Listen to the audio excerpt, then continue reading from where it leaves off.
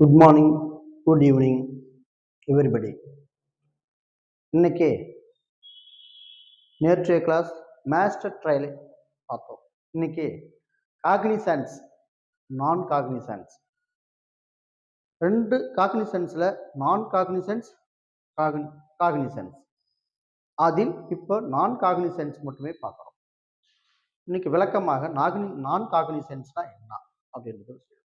நான் காக்னிசன்ஸ்னா கைது செய்ய முடியாத குற்றங்கள், கைது செய்ய முடியாதவை. கைது செய்ய முடியாத குற்றங்கள் என்னென்ன, அதில் என்ன சொல்லுது? சார், இப்போ ஒருவனை புகார் கொடுத்து தவறு பண்ணியிருந்தால் கைது செய்ய பண்ண முடியல, அப்புறம் என்ன அர்த்தம் அப்படின்றதுக்கு என்னதான் பொருள்? அதுக்கு விளக்கம் கொடுப்பதற்காகவே 6 வகையான, 4 வகையான, 5 வகையான விளக்கங்கள் இருக்கிற ஒவ்வொன்றும் விளக்கமாக கொள்ளுது. அதில் முக்கியமானதவே 5 வகை, அதை மட்டும் பார்க்கலாம்.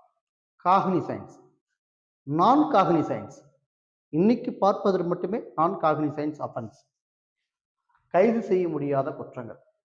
அப்ப கைது செய்ய முடியாத குற்றங்கள்லாம் அப்புறம் எப்படிதான் அரெஸ்ட் பண்றது அப்படின்றத விளக்கம். நான் காக்னிசன்ஸ் என்றாலே செக்ஷன்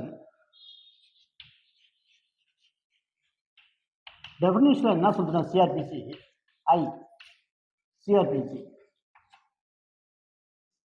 விளக்கம் கொடுக்கப்பட்டுள்ளது சட்டத்தில். டெஃபினேஷன் தான். நான் காக்னிசன்ஸ்னா குற்றங்கள், நான் காக்னிசன்ஸ் அஃபென்ஸ்னா நோ அரெஸ்ட் வித்தவுட் வாரண்ட், அதன் பிறகு no investigation without magistrate order,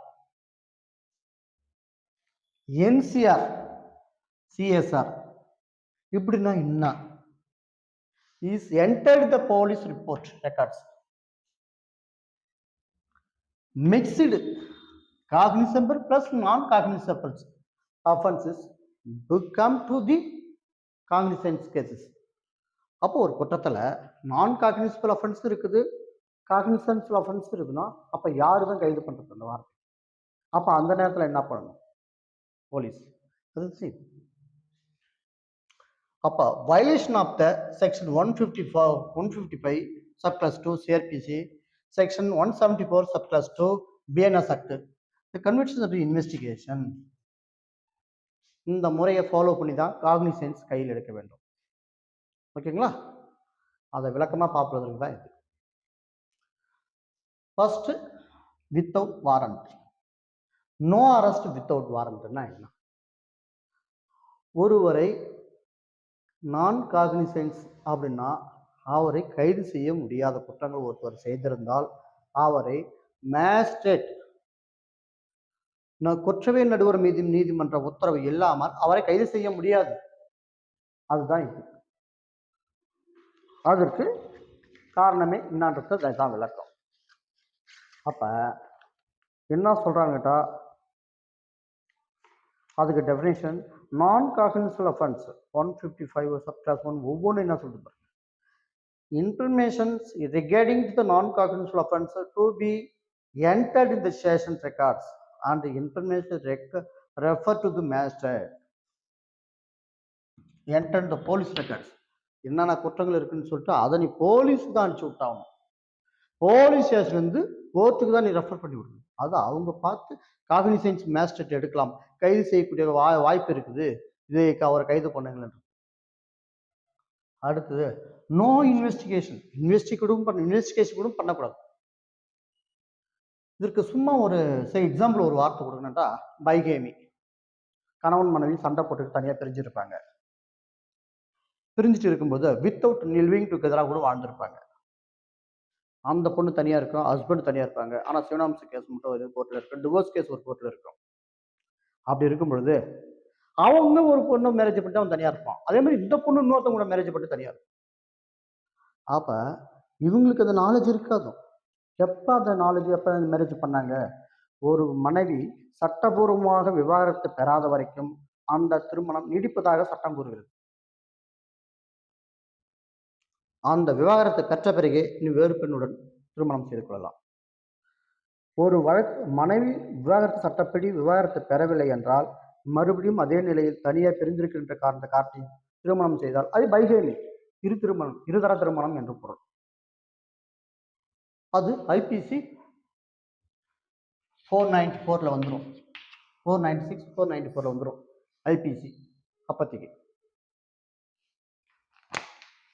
அதுதான் இந்த மாதிரி விஷயம். அப்போ அந்த மாதிரி இருக்கும்போது என்ன காரணம், உண்மையா தன்மையை கண்டறிக்காம வித்தவுட் வாரண்ட்ன்ற மாதிரி வாரண்ட் இல்லாமல் அவங்களை அரெஸ்ட் பண்ணக்கூடாது. அது நான் காக்னிசபிள் ஆஃபென்ஸ்.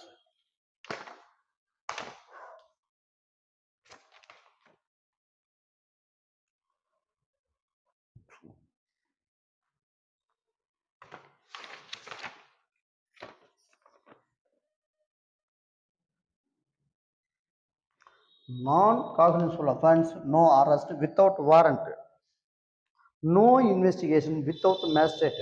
உண்மைத்தன்மை இல்லாமல் கூட நீ இன்வெஸ்டிகேஷன் பண்ணக்கூடாது, கோர்ட்டுடைய ஆர்டர் இல்லாமல் இன்வெஸ்டிகேஷன் போலீஸ்காரங்க பண்ணக்கூடாது. ஒன்று செக்ஷன் 150 சிஆர்பிசி செக்ஷன் 174 இதில் என்ன சொல்லுதுன்னா,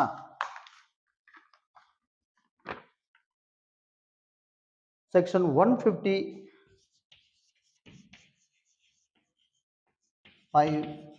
subclass 1 என்ன சொல்லுதுன்னா, information regarding the non-cognizable offense to be entered in session record and information referred to the magistrate.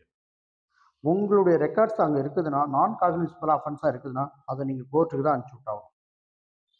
ஒன்று. ரெண்டு 155 subclass 2 பிரகாரம் அது என்ன சொல்லுதுன்னா, police cannot investigate without magistrate order.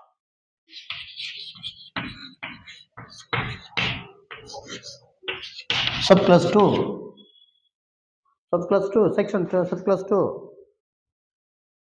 after magistrate order police may investigate but cannot arrest.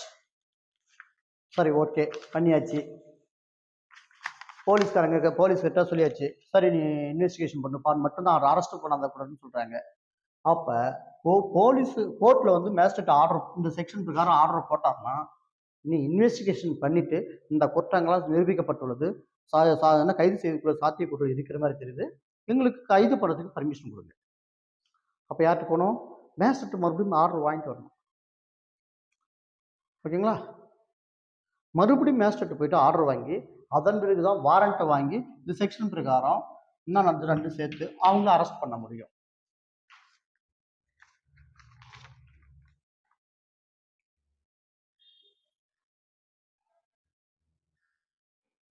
அது section 153. அது நான் சொல்லியிருக்கணும், ஏற்கனவே சொல்லியிருக்கணும், அது எழுதி போட்டுருக்கணும் உங்களுக்கு, ஆனால் புரிஞ்சுக்கணும் நான் கொண்டு விட்டேன்.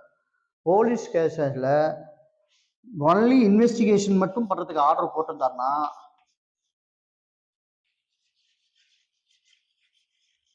மட்டும் ஆர்டர் போட்டிருந்தால் இன்வெஸ்டிகேஷன் மட்டுமே பண்ணணும், ஆனால் பட் நாட் அரெஸ்டட். அதன் பிறகு செக்ஷன் 155 subclass 4 இவங்க பண்ணியிருந்தாங்கன்னா மிக்சிபிள்னு சொல்லுவாங்க. இதில் என்னன்னு கேட்டால், சில செக்ஷன்ஸ் வந்து காக்னிசன்ஸாக இருக்குது, சில செக்ஷன்ஸ் குற்றங்கள் வந்து நான் காக்னிசன்ஸாக இருக்குது. அப்போதைக்கு நம்ம என்ன பண்ணுறது, போலீஸ்காரங்க பிகம்ஸ் செப்பரேட் ஆர்டர் வாங்கணும், மேஜிஸ்ட்ரேட் என்ன பண்ணணும், செப்பரேட் ஆர்டர் வாங்கணும். செக்ஷன் இதில் தான் செப்பரேட் ஆர்டர் மிக்சபிள் போட்டிருக்கா, mixed cognizable plus non cognizable offence becomes the cognizance case. கைது செய்யக்கூடிய குற்றமா, கைது செய்யலாமா அப்படின்ற கேட்டால் அது அந்த மாதிரி நடக்கும். ஓகேங்களா, அடுத்தது அப்போ பிஎன்எஸ்ல எந்த செக்ஷன் சொல்றாங்க கேட்டால், நான் காக்னிசன்ஸுக்கு இது 174. அது ஆல்ரெடி அங்கே சொல்லிட்டேன், நீங்கள் பார்த்துக்கலாம். 174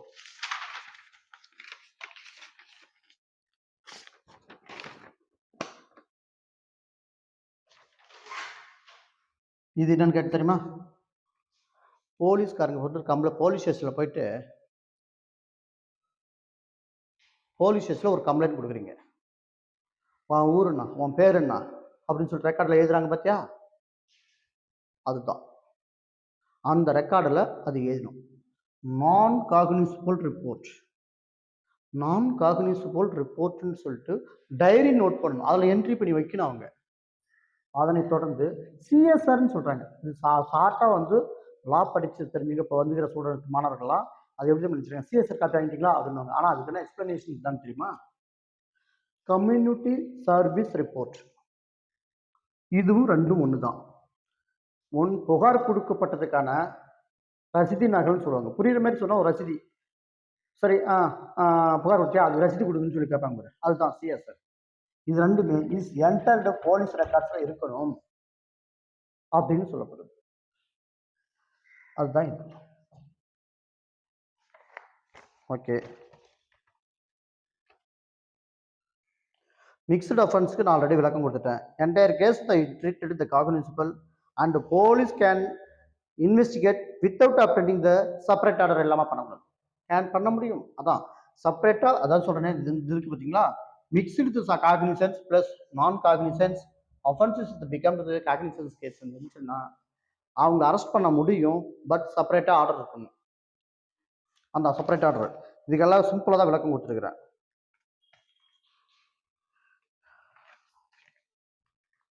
இது இருக்க முக்கியமான கேஸுக்கெல்லாம் சில சொல்லப்பட்டுள்ளது.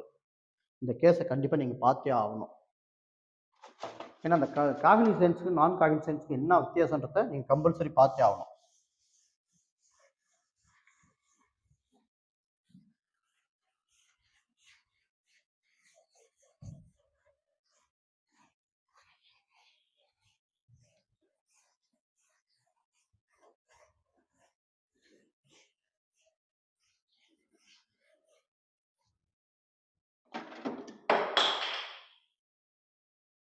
இதுக்கு சைட்டேஷன் என்ன சொல்றேன்னா,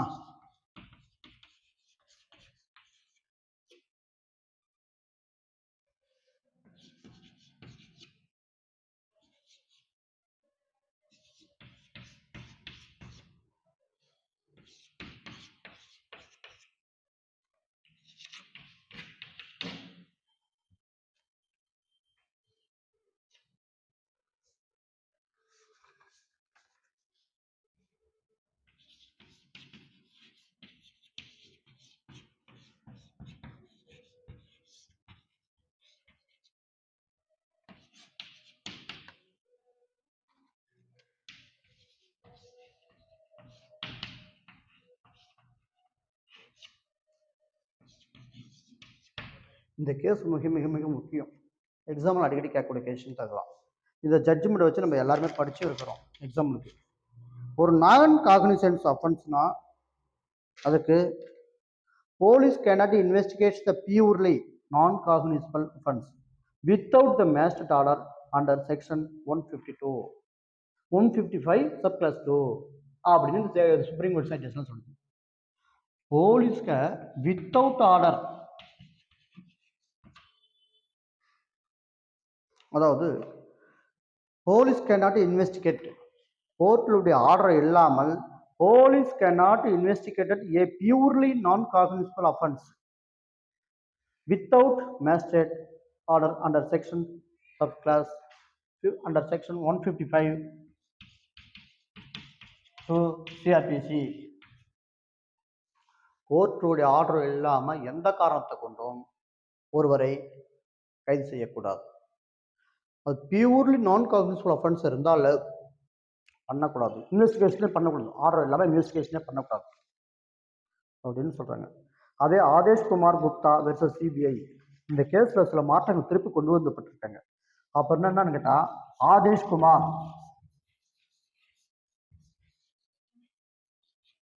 வெர்சஸ் ஆதேஷ் குமார் குப்தா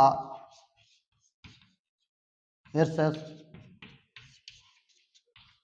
இதில் என்ன சொல்கிறான்னு கேட்டால், நான் ஒரு சிபிஐ ஆஃபீஸர், நம்ம கோர்ட்டில் பர்மிஷன் வேண்டியது அரெஸ்ட் பண்ணுமா அப்படின்ட்டு தென்னாட்டில் சிலர்லாம் நடந்துக்கிறாங்க.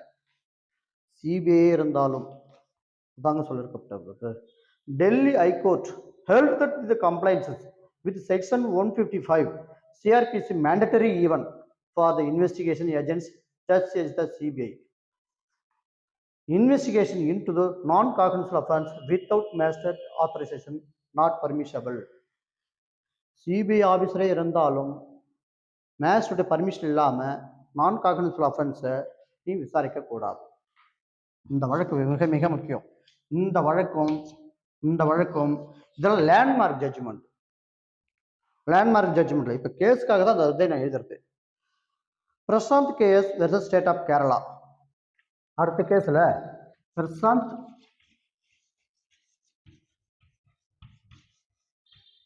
KS versus Kerala, state of Kerala.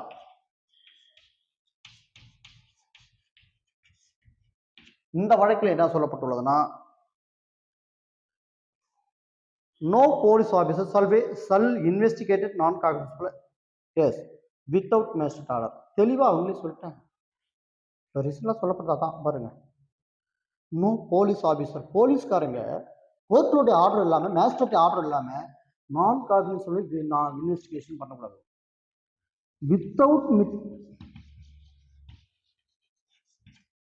Without magistrate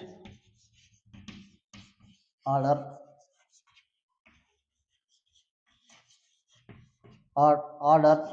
not investigate police officer.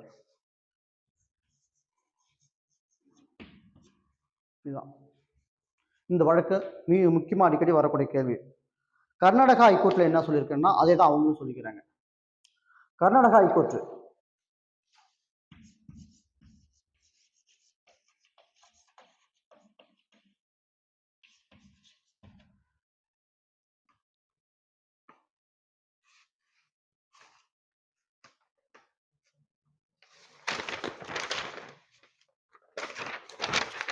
Karnataka ஹைகோர்ட்ல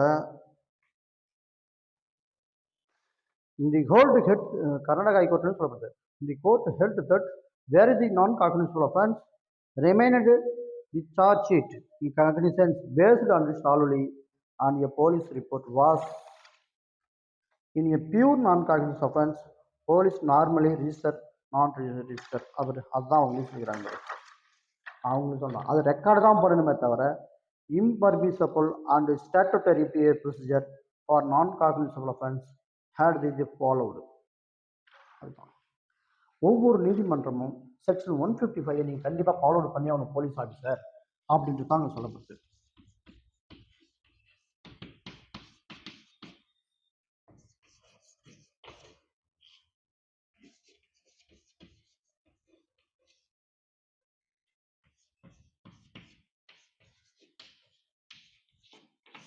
இந்த ரெண்டு செக்ஷனுமே ஒவ்வொரு போலீஸ் ஆஃபீஸரும் கண்டிப்பா ஃபாலோ பண்ணி ஆகணும் அப்படின்றத கட்டாயத்தினுடைய ஒவ்வொரு நீதிமன்றமும் இந்த மிகச்சிறப்பு வாய்ந்த நீதி அந்த வழக்கில் சொல்லப்பட்டுள்ளது.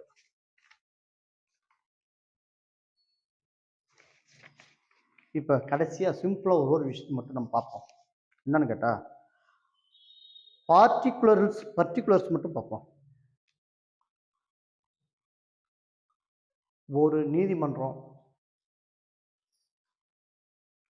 மேஜிஸ்ட்ரேட் கோர்ட் ஆர்டர் இல்லாம அரெஸ்ட் வித்தவுட் வாரண்ட்.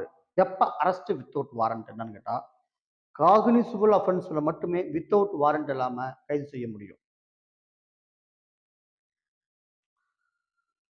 நான் காக்னிசபிள் அஃபென்ஸ்ல நோ பண்ண முடியாது. எஃப்ஐஆர் ரெஜிஸ்ட்ரேஷன் நான் காக்னிசபிள் அஃபென்ஸ்ல என்சிஆர் என்ட்ரி மட்டும்தான் போட முடியும். என்னது நான் காக்னிசபிள் அஃபென்ஸ் சொல்லிட்டு என்சிஆர் ரிப்போர்ட்டில் தான் பண்ண முடியும். ஆனால் காக்னிசபிள் அஃபென்ஸில் எஃப்ஐஆர் போட்ட உடனே கைது பண்ணலாம். இன்வெஸ்டிகேஷன் பை த போலீஸ் ஆஃபீஸர்னா வித்தவுட் மேஜிஸ்ட்ரேட் ஆர்டர் இல்லாமல் எதுவுமே பண்ண முடியாது. Without magistrate order non cognizable அஃபென்ஸ்லும் சரி காக்னிசபிள் அஃபென்ஸ்லும் சரி பண்ண முடியாது. Only with magistrate order. பார்த்தியா, non cognizable order only magistrate order இருந்தால் மட்டும் தான் பண்ண முடியும். வித்தவுட் மேஜிஸ்ட்ரேட் ஆர்டர் இல்லாமலே நீ இன்வெஸ்டிகேஷன் ஸ்டார்ட் பண்ணலாம். எதுவும் காக்னிசபிள் அஃபென்ஸில் எக்ஸாம்பிள் மர்டர்.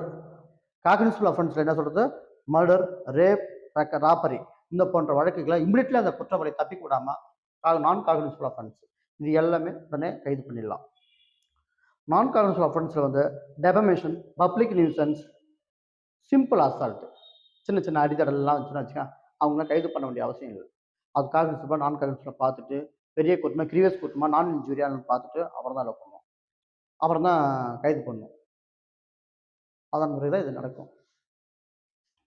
இதுதான் நான் காக்னிசபிளுக்கும் இதுக்கும் உள்ள வித்தியாசம். இன்னைக்கு சிம்பிளாக இந்த வீடியோ போட்டிருக்கு. புரியலன்னா கேளுங்க, மறுபடியும் எக்ஸ்பிளைன் பண்ணுறேன். ஓகேங்களா? நன்றி. இந்த வீடியோவுக்காக மேடம் அப்பப்போ கௌசல்யா மேடம் அவர்கள் ஒத்துழைப்பு தந்து கொண்டிருக்கிறார்கள். அவருக்கு மனப்பூர்வமான ஒத்துழைப்பு நாம் தர வேண்டும். அவர்களுக்கு வெல்கம் பெற வேண்டும். நன்றி.